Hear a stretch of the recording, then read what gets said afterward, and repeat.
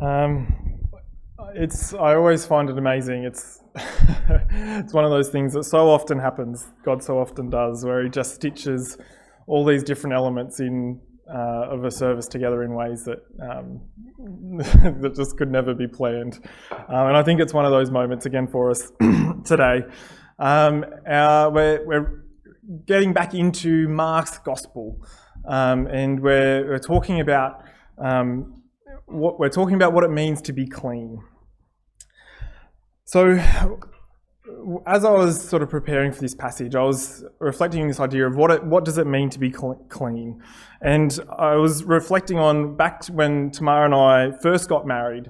It's one of those times in your life where you learn a lot of things really fast. So, for instance, when Tamara and I first got married, I learnt that pegs are very much optional when hanging clothes on a line. Tamara would never really use pegs to hang out clothes. Everything would just get draped over. And for me, that was very foreign. Thank you. But I've been converted. You know, pegs often are a waste of time. And so I learned very quickly about that. Something that Tamara learnt very quickly is that I have a very specific way, the correct way, I would like to say, of making a toasted sandwich. It's my lunch sort of most days through the week, and Tamara learnt that there is a right and a wrong way to make a toasted sandwich. The order in which you place the different elements, it makes a difference. Thank you, Bussy. But another area that we had to learn about in our marriage was that we had two very different ideas of what it meant to have a clean bedroom. For Tamara, a clean bedroom means that everything, you can't see any mess. As long as it looks like it's clean, then we're doing well. If you open a drawer, you'll see that everything's sort of stuffed in, like it doesn't actually close, like you got to push it down and stuff it in. Which is very different to me. As long as the outside looks okay, then it's clean. Whereas for me, I really like having systems for things. And so for my drawers, everything has to be folded, and thank you, I'm getting support from Stephen Embers, this is great. Everything has to be folded in its right pile. If it's not closing, you don't shove it, you reorganise. But the other part of my system is what I did with clothes that weren't quite clean enough to go back in the drawer, but also not dirty enough to worry about washing. And so for me, I started using what became known by Tamara as the dump chair, which was a chair in our room that I would put all of those things in the, clothes purgatory, where it wasn't in the drawer, it wasn't in the washing basket, it would go onto the dump chair. And for me, that worked really well. It was a great system. I knew what clothes I should be grabbing next. But for Tamara, when she saw that, she's like, the room isn't clean. It can be stuffed into drawers, under the bed, who cares? I just don't want to see it. I just don't want to see it. That's right. For us, we had very different definitions of what it meant to have a clean bedroom. One was more worried about the outward appearance, one was more worried about the inward appearance. And not to make judgments about which one is better or worse in this case, but I suppose the only point is we had different definitions. And so why am I telling you this? It's because in many ways it was a similar, maybe less trivial, but a similar debate that was happening between Jesus and the Pharisees, the religious leaders of his day. They were debating not what makes a room clean, but what makes a person clean. And maybe more importantly, what makes a person unclean. They also were trying to work out, well, if a person is unclean, if we find out what makes a person unclean, what's the solution? What do we do about it? They all have different answers. And so our passage today comes out of Mark chapter 7. Our series so far, there's been a couple of sermons that have been out of order. And so one of those sermons was one that Tim delivered a couple of months ago on the authority of God's word. And actually, that's the passage immediately preceding this one. So Tim's passage went from verse 1 to 13, ours goes from 14 to 23. But the two incidents are really linked. So what I'm going to start with, I'm not actually going to start with verse 14. I'm actually going to go back a little bit. I'm going to start our reading this morning from Mark chapter 7 and verse 1, if you're following along from your Bibles. So, Mark 7 from verse 1. The Pharisees and some of the teachers of the law who had come from Jerusalem gathered around Jesus and saw some of his disciples eating food with hands that were defiled, that is, unwashed. The Pharisees and all the Jews do not eat unless they give their hands a ceremonial washing, holding to the traditions of the elders. When they come from the marketplace, they do not eat unless they wash, and they observe many other traditions, such as the washing of cups, pitchers, and kettles. So the Pharisees and the teachers of the law asked Jesus, "Why don't your disciples live according to the tradition of the elders, instead of eating their food with defiled hands?" He replied, "Isaiah was right when he prophesied about you hypocrites. As it is written, these people honour me with their lips, but their hearts are far from me. They worship me in vain. Their teachings are merely human rules." So this is the start of the debate. The issue that the Pharisees had is that Jesus' disciples aren't washing their hands before they eat. It was a tradition that the Pharisees and other dedicated Jews kept in order to keep themselves pure or clean. All their rituals and practice. Jesus' first response is to criticise them for the way these traditions actually, he says, get in the way of what God's word actually is saying, the heart of God's word, if you like. And that's what Tim spoke to us about. All the rituals and practices get in the way of the things that are really important to God. And so Tim spoke about how our authority, our ultimate authority, can't be our rituals, our routines, but it has to be the word of God. That has to be what we use to judge and assess everything that we come across. So that was Jesus' first response. Today we're moving into Jesus' second response. And now he's actually addressing this issue of what is clean and what is unclean. And so from verse 14, the passage we'll be focusing on today, it says, "Again, Jesus called the crowd to him and said, 'Listen to me, everyone, and understand this. Nothing outside a person can defile them by going into them. Rather, it is what comes out of a person that defiles them.' After he had left the crowd and entered the house, his disciples asked him about the parable. 'Are you so dull?' he asked.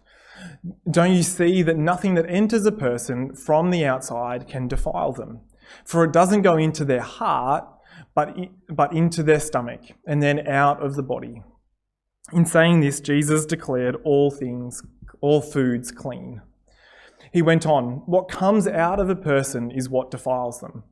It is from within, out of a person's heart, that evil thoughts come: sexual immorality, theft, murder, adultery, greed, malice, deceit, lewdness, envy, slander, arrogance, and folly. All these evils come from inside and defile a person.'"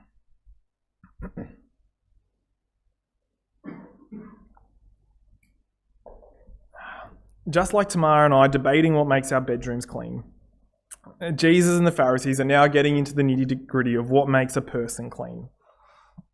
Now, debate over first century Jewish purity laws might seem something that's a little bit out of date and maybe a little bit irrelevant for our life here in the Sutherland Shire. But hopefully as we work through our passage, we'll see that actually 2,000 years later, this Jesus' words here touch on still maybe one of the core issues that we find ourselves having as humans, as people. And so we'll be working through three key ideas today. And we will be working on or looking at, is it internal or external cleansing that we need? So we'll start with, first of all, why we need cleansing, and then we'll be working through these two methods, external or internal. So, first of all, why do we need to be cleansed? To answer that, we first need to understand what this passage is referring to. We need to understand some of these first century Jewish purity laws that talk about what makes a person unclean or defiled. To our modern ears, we might assume that the uncleanness that the Pharisees are talking about at the start is really a hygiene issue. They're saying that the disciples aren't washing their hands before they eat. Now, that seems to me exactly like the accusation that my mum probably would have made against me when I was little. That I'm not washing my hands before I eat. That's gross. You know, you've been playing in the dirt, you've been doing all sorts of things. We don't do that. You could get sick, whatever it might be. Maybe it's similar to the judgment that we feel when we use a public bathroom and we see that somebody who obviously didn't wash their hands as they walk out the door. You know, we go, that's a hygiene issue. We have to wash our hands. But hygiene isn't the problem that the Pharisees have with Jesus' disciples. It's this idea of ritual purity that came through the Old Testament law. And in these Old Testament laws, there are all these regulations and laws that determined whether a person was clean or unclean. It could be what they ate. It could be having a skin disease or coming into contact with somebody who has a skin disease. It could be any form of bodily discharge. All these things could make you unclean. And to be unclean meant that you weren't able to go to the temple and worship God. You were excluded from the community at the time. You were considered impure, defiled. And so in order to become clean again, generally you'd have to follow some kind of process to be purified and made clean again. And once you've gone through that process, you're able to rejoin the community and able to be in the presence of God again. The whole thing is quite foreign to us, and to be honest, seems like quite a harsh way of dealing with things.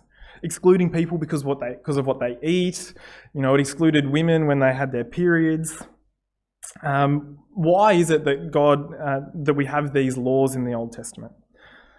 In Tim Keller's book, King's Cross, which were frequently used throughout this series so far, and which I've drawn on quite heavily for some areas in this sermon, this is how he describes or puts into context some of these purity laws. He says, over the centuries, people have fasted from food during seasons of prayer. Why? It's an aid for developing spiritual hunger for God. Also, people of various faiths kneel for prayer. Isn't that rather uncomfortable? It's an aid for developing spiritual humility. So the washings and the efforts to stay clean and free from dirt and disease that were used by religious people in Jesus' day were a kind of visual aid that enabled them to recognise that they were spiritually and morally unclean, and they couldn't enter the presence of God unless there was some kind of spiritual purification. This idea of being clean or unclean was designed to teach the Israelites both about the holiness of God, how pure He is, but also about their deep need to be cleansed from the brokenness within them. And this brings us to the heart of the disagreement between Jesus and the religious leaders. In a sense that they both agreed that people were unclean, that there were things in people's lives that made them unclean. But it was the source of the uncleanness that they disagreed on. The Pharisees believed that people were unclean because they didn't keep the letter of the law, or because they didn't follow the right practices or eat the right things. They say it's the external things that make you unclean.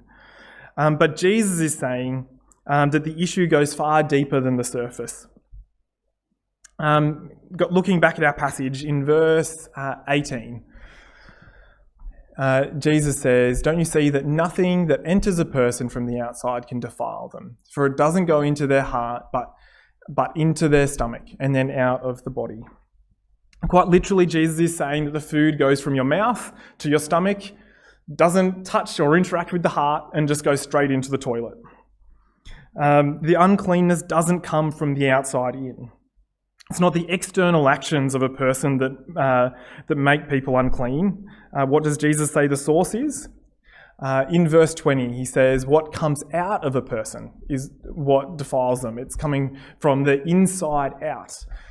For it is within, out of a person's heart, that evil thoughts come. It's exactly to the opposite of the Pharisees. They say that the external actions then somehow impact your heart and make your heart impure. Jesus is saying, no, the problem is already there. The problem is the heart and the outworking of what is happening in there. Those external actions are only symptoms of the deeper problem. It's our hearts that are the source of this uncleanness, all the ugliness and brokenness that we see, not just in ourselves, but in the world around us. That's where it comes from. And for us, we might not use the language of clean or unclean, but I suspect that most of us would agree that with almost like this feeling of there's something wrong with the world. There's something wrong even with me. There's something that's not quite right, whether it's, wrestling with guilt that we might have over things that we've done or things that we continue to do. Maybe it's like Shakespeare's famous character, Lady Macbeth, who's, just murdered the king. And she's just absolutely racked with guilt, and she's imagining these spots, this blood on her hands, and she's scrubbing and she's scratching, but nothing she can do can take away that uncleanness that she feels, that guilt. Or maybe it's a nagging sense that we're not good enough and will never be good enough. That if someone were to examine us, to see into the depths of our heart, they would know that we wouldn't meet the mark, whatever that mark might be. We might not even know what that is, but we feel like imposters. We have a deep sense that we need to hide our true selves, the deepest parts of ourselves. We might not use the word unclean, but it's this idea of something at the core of our being fundamentally wrong, needing correcting. And it's not just at the individual level that we might feel this, it's at a global level. We've just been praying about all the circumstances of our world. We've seen the suffering and death from this long war in Russia and Ukraine. Now we have this new conflict between Israel and Hamas. Why is there so much pain and strife in the world? Why do relationships break down? Do tribes and races fight? According to Jesus, the problem is the human heart. That is our core issue across the world. All these outward acts come from the inside, and we need cleansing. It's an often repeated quote, but I think it bears repeating, particularly as we think about the world around us and reflect on that. It's from a Russian writer named Alexander Solzhenitsyn. I butcher it every time. But he says, if only it were all so simple. If only there were evil people somewhere insidiously committing evil deeds, and it were necessary only to separate them from the rest of us and destroy them. But the line dividing good and evil cuts through the heart of every human being, and who is willing to destroy a piece of his own heart? How much easier would it be if there was an easy villain to blame for all these problems? And through the Bible, we see so often the very people who seem to be, they're designed, meant to be heroes, often they're just as villainous as anybody else. We think of Moses, who murdered somebody, David, Peter, Paul, take your pick. We all have this selfishness and self-centeredness in our heart, and we all play our role in the brokenness we see in the world. None of us are immune. And so, if our heart is such a problem, what can we do about it? If there's cleaning that's needed, what does that look like? I think there's two ways that we can look for this cleaning, that we can see that come out of our passage today. We can either look at external cleaning, or we can look for an internal cleaning. So first of all, let's consider what external cleaning could look like. When we talk about external cleansing or cleaning, thinking about the things that we try and do to deal with this sense of wrongness that we feel, things on the outside, whether it's through guilt or not feeling good enough, the wrong things around us. It's focused on the things that we do and the things that we might be able to control. I'm sure there's many other options, but I found 3 examples for us today to consider as we try and work through what it could look like. And the first is, for external cleansing, we look to religion. One of the ways that we often try and deal with this problem of uncleanness we feel is through religion. And that's exactly what the Pharisees were trying to do. They came up with all these traditions and rituals that they could follow that would keep them clean. They would keep their external life completely pure to the letter of the law. And yet they were so focused on the law that they quite literally missed the heart of the issue. They missed the things that were really important to God. And particularly for us as the church, this should be a warning. We can so easily have similar tendencies. It's so easy to say to ourselves, I read my Bible every day, I go to church, I pray, I give to charities or to the church, I've got my 10% that I give. I make sure I definitely don't swear or stay away from inappropriate TV shows. We might not outright think it, but it's so easy to feel as though if I do my best, then God will have to see that I'm worthy. He'll have to heal my heart. We try and control God and give him no choice but to accept us. It would almost be unjust for him not to accept us. Maybe God should even throw in a thank you for all the hard work that we've been putting in. But Jesus says this will never work. It will never work. You'll never actually feel good enough. In fact, you'll probably become more anxious about doing all the right things all the time and more grumpy and irritable when you're not able to. Or when things go wrong in our lives, we get angry with God.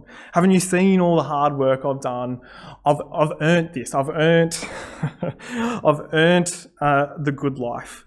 And this is the way that you treat me after all that? Religion doesn't deal with the self-centeredness in our heart. It's only an external cleansing. It doesn't change the core of our being.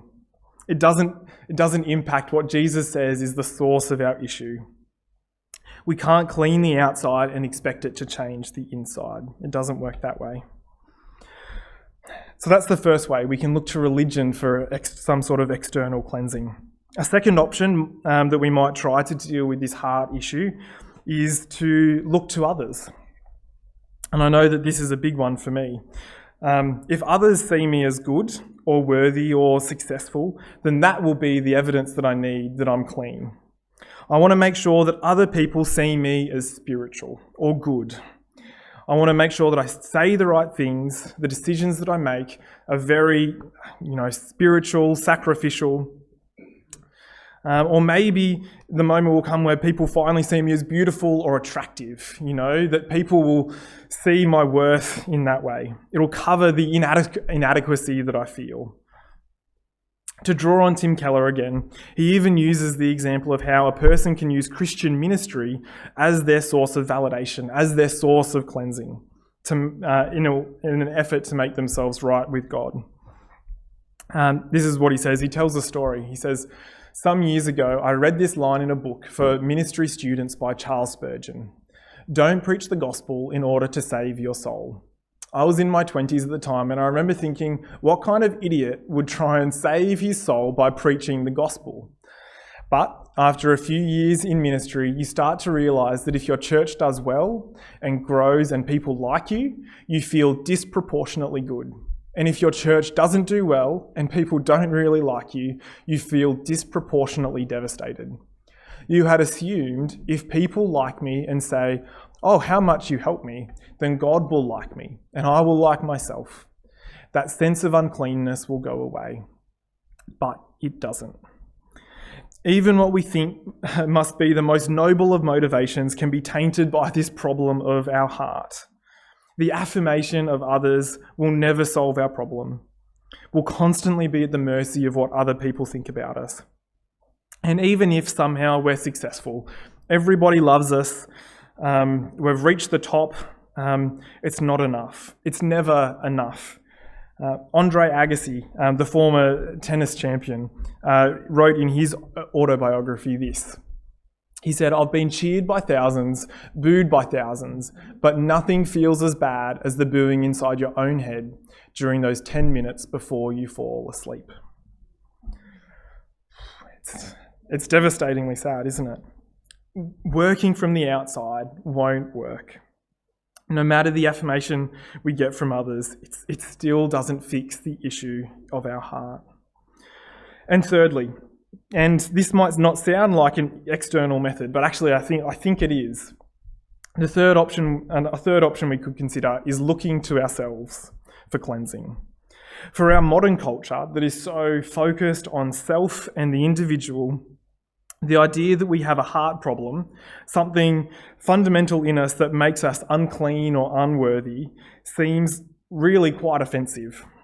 It sounds like an archaic idea that ancient people used to try and deal with their guilt.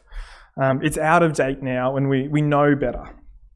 So the common wisdom of our age includes things like follow your heart, or you have to be true to yourself, or you do you.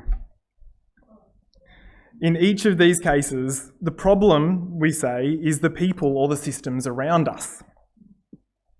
The reason for the issues I have, for things like maybe depression or anxiety that I might be feeling, is that I'm listening too much to the people around me. Or it's maybe the oppressive systems or beliefs that I've grown up with that have caused all these issues. I need to break free of those things and be true to myself, and then I'll be able to deal with this issue. The problem is external. It's outside of me. I need to dig deeper in. I need to lean deeper into to who I really am. I can't be held back by other people or other beliefs. I need to follow the deepest desires of my heart. I have to be true to myself. Back in 2015, in the November edition of her magazine, Oprah had this to say about being authentic. She said, "The fullness of our humanity can be expressed only when we are true to ourselves. Your real job on earth is to become more of who you really are, to live to the highest degree what is pure, what is honest, what is natural, and what feels like real you. Anything less is a faked life." From this perspective, it's actually morally wrong not to be true to yourself. Our entire purpose becomes self-discovery and self-actualization, becoming all that we can be.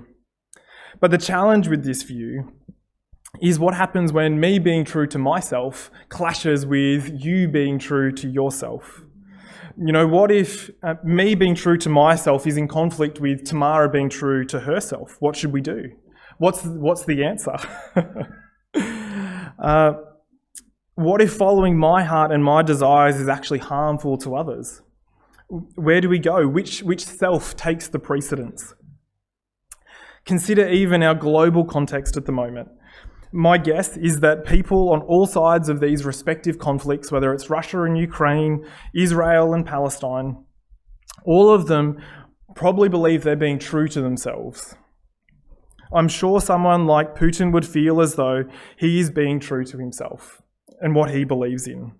But look at the consequences. Look at how it plays out. If being true to yourself is to be an effective solution to our problems, it assumes that people are fundamentally good, that at their core people will make the right decisions.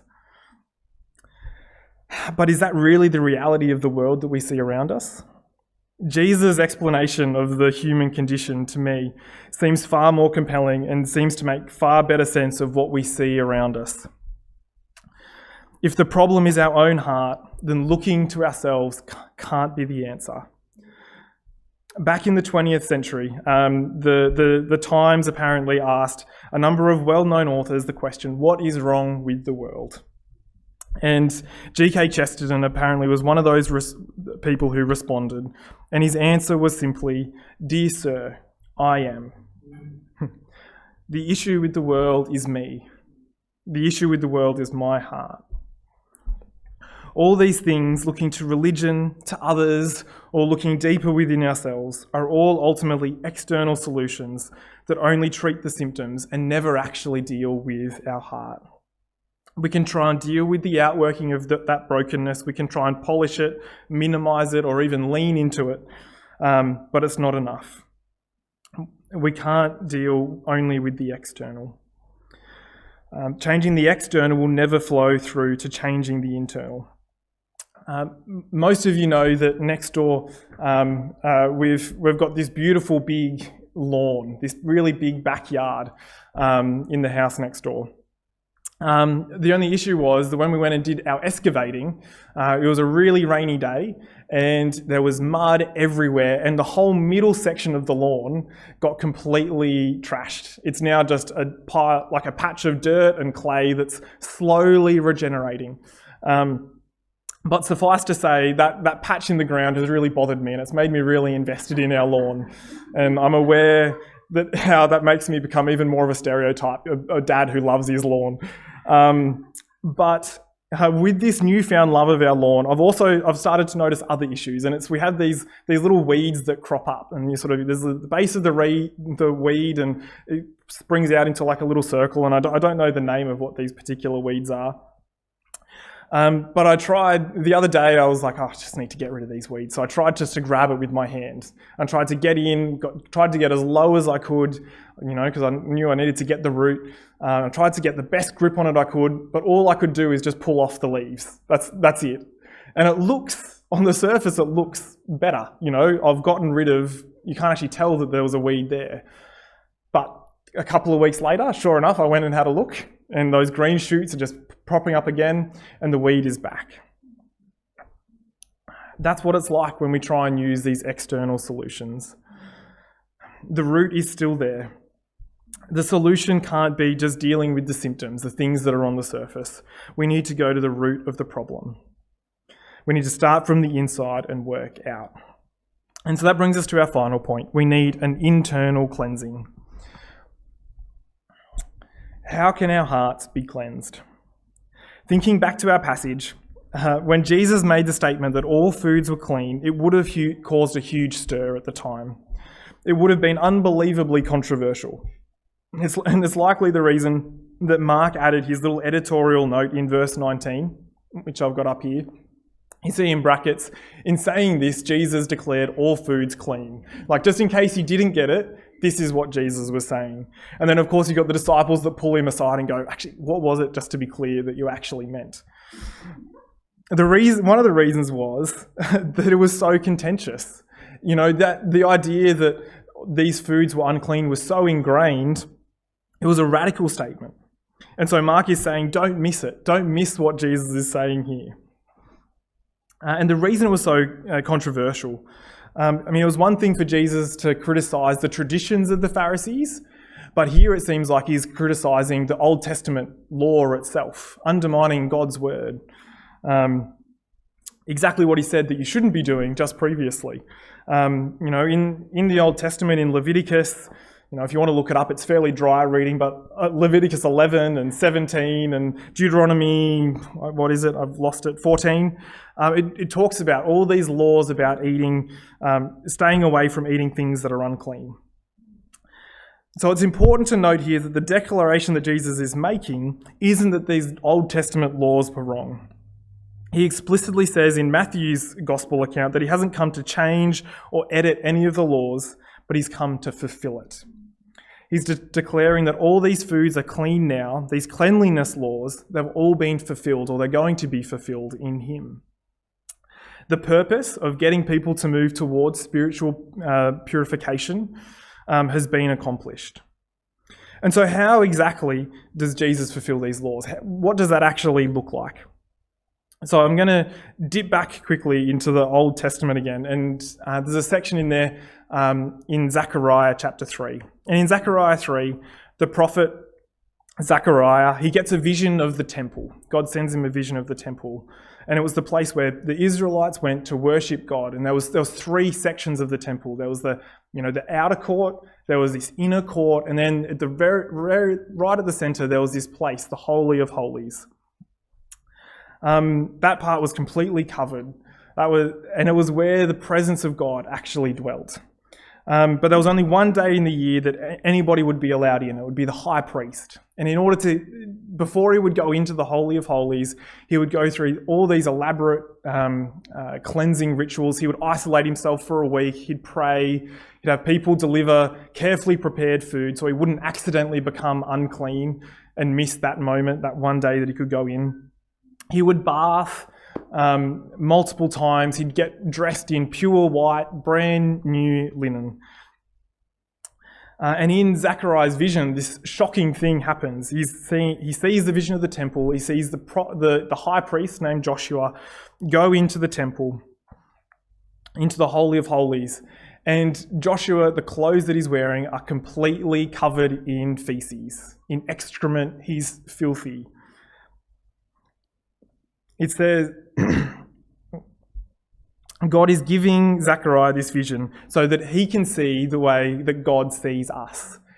Even with all the human effort, our best efforts to be as clean as we possibly can, God sees our hearts and he sees the filthiness and the ugliness that exists there. And none of our external attempts can get rid of that. But thankfully, it's not the end of that vision. Somebody then comes over and takes these clothes off the high priest, takes the clothes off Joshua and gives him a new set that's completely pure and clean. And this is from Zechariah chapter 3. This is what it says. Then he said to Joshua, "See, I have taken away your sin, and I will put fine garments on you. I am going to bring my servant, the branch, and I will remove the sin of this land in a single day." That servant, the branch, we now know that they're references to Jesus. And that single day is the day that Jesus died on the cross. That's the time where Jesus took away the stranglehold that death had on us. He gave us a solution to this fatal heart problem that we have within us. We were unable to fix the deepest issues of our hearts, the darkest places. There was nothing we could do. And yet Jesus on the cross came and he took on our uncleanness, our unbrokenness, all the ugliness in our hearts for our sake. And the garments that he gives us, they're his righteousness, the cleanness that he had. That's what he gives us. He gave up his life, poured out his blood so that we could be made right with God. The heart issue that kept us separated from God and caused so much pain and hurt can only be redeemed through Jesus. He provided for us the clean clothes, the inner cleansing that we so desperately needed. Whatever we're looking for outside of Jesus to make us clean, to make us worthy, it will never work. Whether we look to religion, working harder, being morally better, or whether we look for others to affirm or validate us or in more at ourselves, Jesus is the only one that can go to the root. And his inner cleansing is a free gift. It's a free gift. He says, stop striving, stop trying to do more to be more. As Augustine said, our hearts are restless until they find their rest in Jesus. I know that my heart often feels restless. It feels restless trying to do and be. And so whether it's for the first time or for the 100th time, let's choose to be restful in Jesus, in what Jesus has done for us, the cleansing that he's done. Let me pray for us.